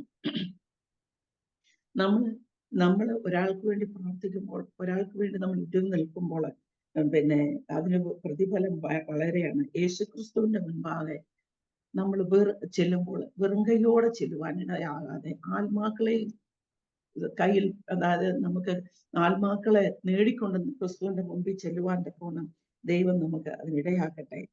ഈ ജനം കുണ്ടിലും കുഴിയിലും കിടക്കുന്നു, വിടുവിച്ചു തരിക എന്ന് ആരും പറയുന്നില്ല എന്ന് യെശയ്യാ പ്രവചനത്തിൽ പറയുന്നത് പോലെ അനേകരും ഇന്ന് കുണ്ടിലും കുഴിയിലും കിടക്കുകയാണ്. അവരെയൊക്കെ വിടുവിച്ചു തരുവാൻ നമുക്ക് നമ്മുടെ ദൈവത്തോട് പ്രാർത്ഥിക്കാം. നമ്മുടെ ദേശത്തുള്ള അനേകരുണ്ട്, അവരെയൊക്കെയും കർത്താവ് ഈ രക്ഷയിലേക്ക് കൊണ്ടുവരുവാൻ നമ്മളെ ഓരോരുത്തരെയും ദൈവം സഹായിക്കട്ടെ എന്ന് ഞാനും പ്രാർത്ഥിക്കുന്നു. ആർക്കെങ്കിലും പ്രാർത്ഥന ആവശ്യമുണ്ടെങ്കിൽ അറിയിച്ചാൽ പ്രാർത്ഥിക്കാം.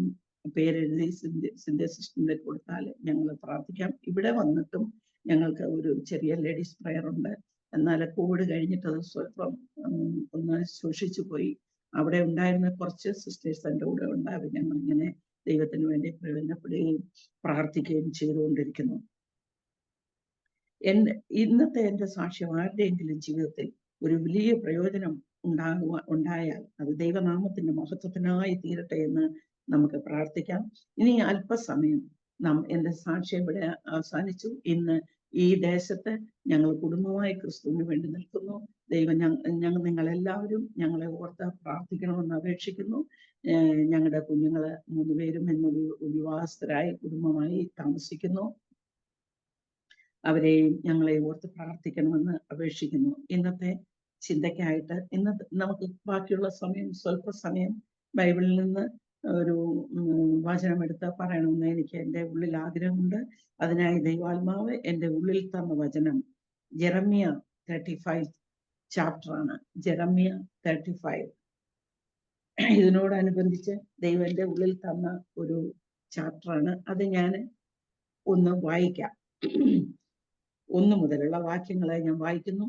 യോശിയാവിന്റെ മകനായി യഹൂദ രാജാവായ യഹോയാക്കാമിന്റെ കാലത്ത് യിരെമ്യാവിന് യഹോവയിൽ നിന്ന് അരുളപ്പാട് ഉണ്ടായത് എന്തെന്നാൽ, നീ രേഖാബ്യ ഗൃഹത്തിന്റെ അടുക്കൽ ചെന്ന് അവരോട് സംസാരിച്ച് അവരെ യഹോവയുടെ ആലയത്തിന്റെ ഒരു മുറിയിൽ കൊണ്ടുവന്ന് അവർക്ക് വീഞ്ഞു കുടിക്കാൻ കൊടുക്കുക.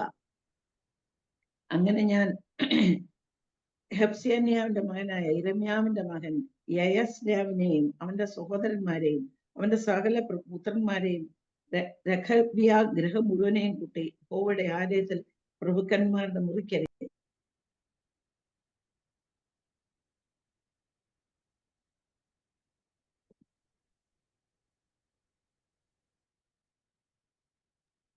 ആന്റി മ്യൂട്ടായി, അൺമ്യൂട്ട് ചെയ്യണേ. ഓമന ആന്റി, പ്രൈസ് ലോർഡ്.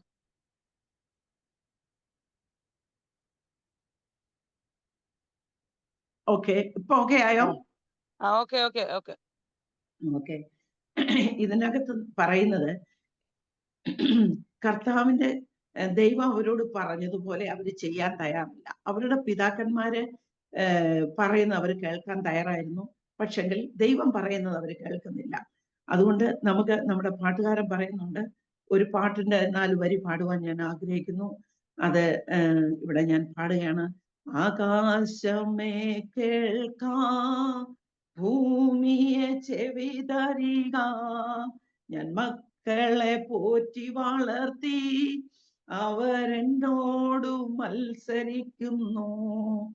കാള തന്റെ ഉടയവന്റെ, കഴുത തന്റെ യജമാനന്റെ, ഉൾത്തൊട്ടി അറിയുന്നല്ലോ എൻ ജനം അറിയുന്നില്ല.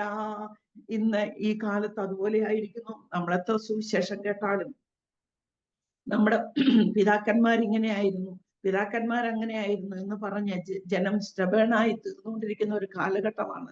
അതുകൊണ്ടാണ് ദൈവത്തിന്റെ ആത്മാവ് എനിക്ക് ഇത് പറഞ്ഞു തന്നത്. അവിടെ ചെന്നിട്ട് യിരെമ്യാവോട് പറയുന്നു, വീഞ്ഞു കുടിക്കണമെന്ന് അവരോട് പറയുന്നു. എന്നാൽ അവർ പറയുന്നത്, ഞങ്ങൾ വീഞ്ഞു കുടിക്കയില്ല. രഖാബിന്റെ മകനായ ഞങ്ങളുടെ പിതാവായ യോനാദാബ് ഞങ്ങളോട്, നിങ്ങൾ ചെന്ന് പാർക്കുന്ന ദേശത്ത് ദീർഘായുസോടെ ഇരിക്കേണ്ടതിന് നിങ്ങളും നിങ്ങളുടെ മക്കളും ഒരിക്കലും വീഞ്ഞു കുടിക്കരുത്, വീട് പണിയരുത്, വിത്ത് വിതയ്ക്കരുത്. അത് വീഞ്ഞു കുടിക്കരുത് എന്നുള്ളതാണ് ഇതിനകത്ത് മെയിനായിട്ട് ഞാൻ പറയുന്നത്. അവരോട് അവരുടെ മാതാപിതാക്കൾ പറഞ്ഞു വീഞ്ഞു കുടിക്കുക, അവരത് ചെയ്തിട്ടില്ല. എന്നാൽ ദൈവം ചോദിക്കുന്നു അതിന്റെ 13-ാമത്തെ വാക്യത്തിൽ, ഇസ്രായേലിന്റെ ദൈവമായ സൈന്യങ്ങളുടെ യഹോവ ഇപ്രകാരം അരുളി ചെയ്യുന്നു, നീ ചെന്ന് യഹൂദ പുരുഷന്മാരോടും യെരൂശലേം നിവാസികളോടും പറയേണ്ടത്, എന്റെ വചനങ്ങളെ അനുസരിക്കേണ്ടതിന് നിങ്ങൾ പ്രബോധനം കൈക്കൊള്ളുന്നില്ലയോ എന്ന യഹോവയുടെ അരുളപ്പാട്. രഖാബിന്റെ മകനായ യോനാദാബ് തന്റെ പുത്രന്മാരോട് വീഞ്ഞു കുടിക്കരുതെന്ന് കൽപ്പിച്ചത് അവർ നിവർത്തിക്കുന്നു. അവർ പിതാവിന്റെ കൽപ്പന പ്രമാണിച്ച് ഇന്നുവരെ കുടിക്കാതെ ഇരിക്കുന്നു. എന്നാൽ ഞാൻ ഇടപെടാതെ നിങ്ങളോട് സംസാരിച്ചിട്ടും നിങ്ങൾ എന്നെ അനുസരിച്ചിട്ടില്ല. നിങ്ങൾ ഓരോരുത്തൻ താന്താന്റെ ദുർമാർഗം വിട്ടുതിരിഞ്ഞ് നിങ്ങളുടെ പ്രവൃത്തികളെ നന്നാക്കുകയും അന്യദേവന്മാരോട് ചേർന്ന് അവരെ സേവിക്കരുത്. അപ്പോൾ ഞാൻ നിങ്ങൾക്കും നിങ്ങളുടെ പിതാക്കന്മാർക്കും തന്ന ദേശത്ത് വസിക്കുമെന്നിങ്ങനെ പ്രവാചകന്മാരായ എന്റെ സകല ദൈവദാസന്മാരെയും ഇടപെടാതെ നിങ്ങളുടെ അടുക്കൽ അയച്ച് പറയിച്ചിട്ടും നിങ്ങൾ ചെവി ചായ്ക്കുകയോ എന്റെ വാക്ക് കേട്ട് അനുസരിക്കുകയോ ചെയ്തിട്ടില്ല. രാഘാവിന്റെ മകനായ യോനാദാബിന്റെ പുത്രന്മാർ അവരുടെ പിതാവ് കൽപ്പിച്ച കൽപ്പന പ്രമാണിച്ചിരിക്കുന്നു. ഈ ജനമോ എന്റെ വാക്ക് കേട്ട് അനുസരിക്കുന്നില്ല. ഇതാണ് എന്റെ മനസ്സിൽ ദൈവം തന്നത്. അതുകൊണ്ട് ഇന്ന് വരെയും ഈ കർത്താവിന്റെ കൽപ്പന അനുസരിച്ചിട്ടില്ലാത്ത, കർത്താവിന്റെ വഴിയിൽ നടക്കുവാൻ കഴിയാതെ ആയിരിക്കുന്നവരെ, നമ്മുടെ പിതാക്കന്മാർ എങ്ങനെയായിരുന്നു എന്നുള്ളതല്ല നോക്കേണ്ടത്. സ്വന്തം പുത്രനായ യേശു ക്രിസ്തുവിനെ നമുക്ക് വേണ്ടി കാൽവറി ക്രൂശിൽ തകർത്ത് കളഞ്ഞ് അവസാനത്തെ തുള്ളി രക്തം വരെയും നമുക്ക് വേണ്ടി ഒഴുക്കി തന്ന് നമ്മളെ വീണ്ടെടുത്ത യേശു ക്രിസ്തു നമ്മളോട് എന്ത് പറഞ്ഞിട്ടുണ്ടോ അത് നമ്മൾ അനുസരിക്കണം. അങ്ങനെ ആ യേശു ക്രിസ്തു നമ്മളോട് പറഞ്ഞ കാര്യം അനുസരിച്ച് ജീവന്റെ പുസ്തകത്തിൽ നമ്മുടെ പേര് വന്നില്ല എങ്കിൽ നമ്മളെല്ലാവരും നിത്യത നഷ്ടപ്പെട്ടവരായി തീരും. അതുകൊണ്ട് പ്രിയമുള്ളവരെ, എന്നെ കേൾക്കുന്ന ആരെങ്കിലും ഇനിയും കർത്താവിന് വേണ്ടി നിൽക്കുവാനുള്ളവരുണ്ടെങ്കിൽ, കർത്താവിന്റെ കൽപ്പന അനുസരിക്കേണ്ടവരുണ്ടെങ്കിൽ, സത്യത്തിലും ആത്മാവിലും ആരാധിക്കാൻ വേറൊരു രീതിയിലേക്ക് തിരിയേണ്ടവരുണ്ടെങ്കിൽ, നിങ്ങൾ എല്ലാവരും കർത്താവിന്റെ കൽപ്പന അനുസരിക്കണം.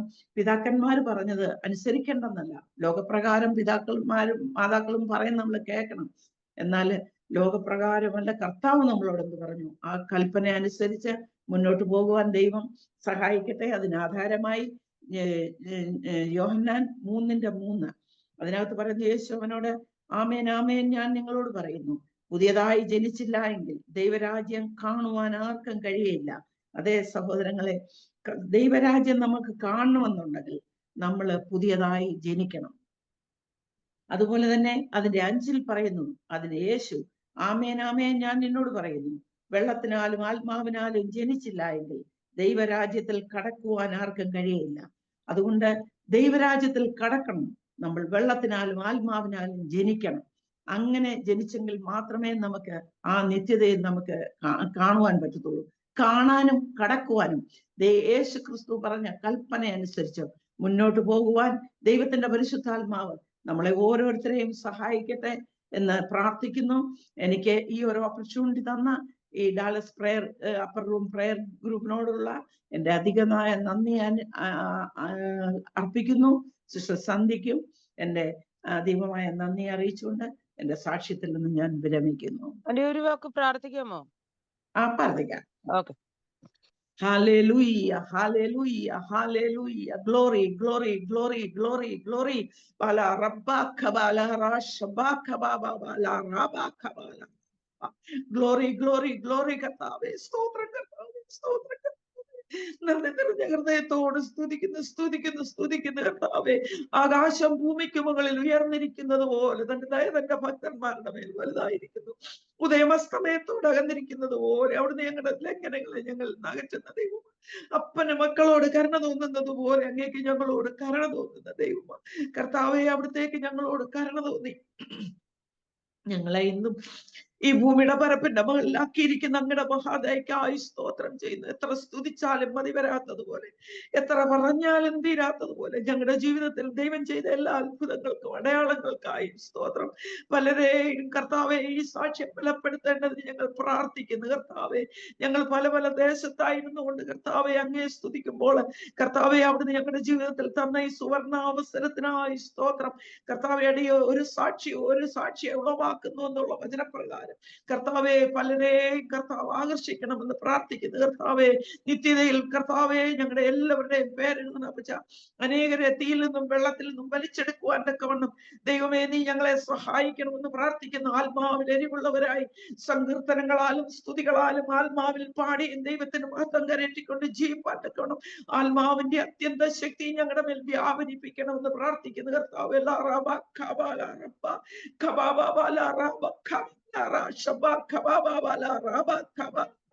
Glory glory glory. Hallelujah hallelujah. കർത്താവെ അപ്പച്ച ഡാലസ് പ്രയർ ഗ്രൂപ്പിനെ ഓർത്ത് പ്രാർത്ഥിക്കുന്നു കർത്താവെ. അവിടെ ആയിരിക്കുന്ന ദൈവദാസനെ ഓർത്ത് പ്രാർത്ഥിക്കുന്നു. കുടുംബമായി അനുഗ്രഹിക്കണമേ. ഈ സഭയിൽ ഈ കർത്താവെ മീറ്റിംഗിൽ കയറിയിരിക്കുന്ന ഓരോ കുടുംബത്തെയും ദൈവകരങ്ങളിലേക്ക് ഞങ്ങൾ ഏൽപ്പിക്കുന്ന അപ്പച്ച. അങ്ങേക്ക് കഴിയാത്ത ഒരു കാര്യവുമില്ല. അവരുടെ പ്രാർത്ഥനാ വിഷയങ്ങളുടെ മേൽ ദൈവത്തിന്റെ പ്രവൃത്തി അയക്കണം അപ്പച്ച. കർത്താവെ അവരാഗ്രഹിക്കുന്ന വിധത്തിലായി തീരുവാൻ തക്കവണ്ണം ദൈവം ഇടയാക്കണമേ. ഭാരത്താലും പ്രയാസത്താലും ആരെങ്കിലും ഇതെന്നെ ഞങ്ങളെ കേൾക്കുന്നുണ്ടെങ്കിൽ കർത്താവെ അവരുടെ ജീവിതത്തിൽ വലിയൊരു സാക്ഷ്യമാക്കി തീർക്കണമേ അപ്പച്ച. രക്ഷിക്കപ്പെടുവാനുള്ളവർ എത്രയും പെട്ടെന്ന് രക്ഷിക്കപ്പെടുവാൻ, സ്നാനപ്പെടുവാനുള്ളവർ എത്രയും പെട്ടെന്ന് സ്നാനപ്പെടുവാൻ, വേർപാടിലും വിശുദ്ധിയിലും അങ്ങേ ആരാധിക്കേണ്ടവർ എത്രയും പെട്ടെന്ന് കർത്താവെ അങ്ങയുടെ കർത്താവെ വഴിയിലേക്ക് വരുവാൻ തക്കവണ്ണം മാതാക്കളായ ഞങ്ങൾ കർത്താവെ ഈ ദേശത്തിൽ നിന്ന് കർത്താവെ അമേരിക്കയുടെ പ്രദേശത്തുള്ള വ്യക്തി ജീവിതങ്ങൾക്ക് വേണ്ടി പ്രാർത്ഥിക്കുന്നു കർത്താവെ. നാട്ടിൽ നിന്ന് കർത്താവെ കയറിയിരിക്കുന്നവരെ ഇതിനകത്ത് സൂമിലുള്ള എല്ലാവരെയും വെച്ച് ഞങ്ങൾ പ്രാർത്ഥിക്കുന്നു. കുടുംബമായി വ്യക്തികളായി ദൈവം അനുഗ്രഹിക്കണമെന്ന് പ്രാർത്ഥിക്കുന്നു കർത്താവെ. കർത്താവെ അവിടുന്ന് ഞങ്ങളെ എടുത്ത് ഉപയോഗിക്കണമേ അപ്പച്ച. കർത്താവെ അവിടുന്ന് പറഞ്ഞിട്ടുണ്ടല്ലോ കർത്താവെ അപ്പച്ച ഞാൻ നിങ്ങളെ എടുത്ത് ഉപയോഗിക്കും ഞങ്ങളുടെ വാഗ്ദത്ത വചനമുണ്ടല്ലോ കർത്താവെ. പലരെയും നീതിയിലേക്ക് തിരിക്കുവാൻ തക്കവണ്ണം ദൈവമേ നീ ഞങ്ങൾക്ക് ഇടയാക്കി തരണമെന്ന് പ്രാർത്ഥിക്കുന്നു. സന്ധ്യയ്ക്ക് വേണ്ടി പ്രാർത്ഥിക്കുന്നു കർത്താവെ.